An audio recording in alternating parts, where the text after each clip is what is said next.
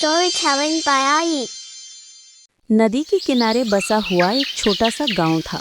उसका नाम था नैनपुर। इस गांव में मिट्टी के घर, नीम के पेड़ और दूर तक फैले खेत थे। सुबह होते ही पक्षियों की चहचहाहट से पूरा गांव जाग जाता था। लोग मेहनत करके अपना जीवन चलाते थे और आपस में मिलजुल कर रहते थे। इसी गांव में सुमेर नाम का एक नौजवान रहता था। वो मछली पकड़कर अपना घर चलाता था। उसके साथ उसकी पत्नी राधा और छोटा बेटा चिंटू रहते थे। सुमेर बहुत ईमानदार और शांत स्वभाव का आदमी था। वो रोज सुबह नदी में नाव लेकर उतरता और शाम तक मेहनत करता। एक साल नदी का पानी अचानक कम होने लगा। मछलियां कम मिलने लगीं। गांव के कई लोग परेशान हो गए। सब्सक्राइब करें ताकि आप एक भी कहानी मिस न करें। सुमेर भी चिंता में पड़ गया। घर में अनाज कम था और बच्चे की तबीयत भी ठीक नहीं रहती थी।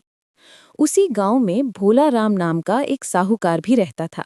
वो लोगों को ऊंचे ब्याज पर पैसे देता था। कई परिवार उसके कर्ज में दबे हुए थे। जब सुमेर ने उससे मदद मांगी तो उसने शर्त रखी कि हर महीने ज्यादा पैसा लौटाना होगा। सुमेर मजबूरी में मान गया। कुछ दिन तो सब ठीक चला, लेकिन मछलियां और कम हो गईं। वो समय पर पैसे नहीं लौटा पाया। भोलाराम रोज उसके घर आकर तगादा करने लगा। राधा डरने लगी और सुमेर की नींद उड़ गई। उसी गांव में एक बूढ़ा नाविक रहता था, केशव बाबा। उसने सुमेर की हालत देखी और एक दिन उसे नदी के उस पार ले गया जहां मछलियां अब भी बहुत थीं।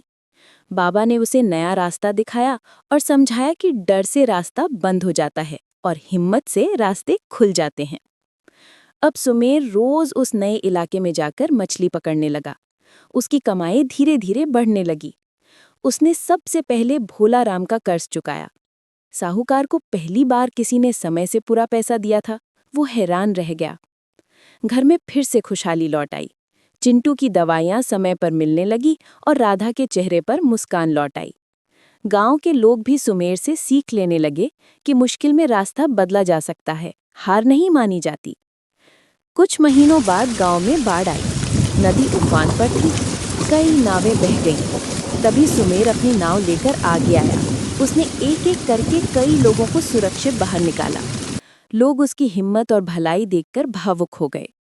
अब वही सुमेर जो कभी मदद के लिए तरसता था, पूरे नयानपुर का सहारा बन गया।